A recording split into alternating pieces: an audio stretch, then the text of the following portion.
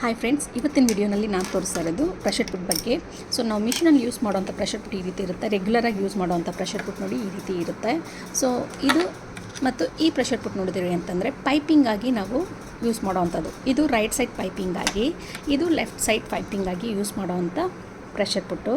So ಇದಕ್ಕೆ ಬದಲಾಗಿ ಈಗ 3 ಸೇರಿ ಒಂದೇ ಇದರಲ್ಲಿ ಬರೋವಂಥ ಪ್ರೆಷರ್ ಪುಟ್ ಬಂದಿದೆ ನೋಡಿ. ಅದು ಈ ಪ್ರೆಷರ್ ಪುಟ್ಟು ಕಾಣಿಸಿದೆಯಾ? ಸೊ ಈ ಪ್ರೆಷರ್ ಪುಟ್ಟು ಇದು ಬಂದು ಒಂದು ಸಲ ನಾವು ಫಿಟ್ ಮಾಡಿಬಿಟ್ವಿ ಅಂತಂದರೆ ಸೊ ನಾವು 3ಕ್ಕೂ ಯೂಸ್ ಮಾಡ್ಬೋದು.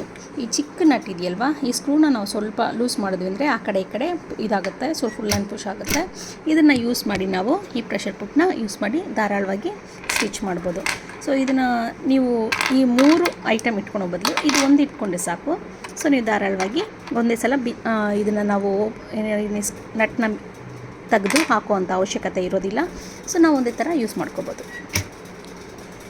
ಈ ವಿಡಿಯೋನಲ್ಲಿ ಈ ಇನ್ಫಾರ್ಮೇಷನ್ಗೆ ನೋಡಿದ್ದಕ್ಕಾಗಿ ಥ್ಯಾಂಕ್ ಯು.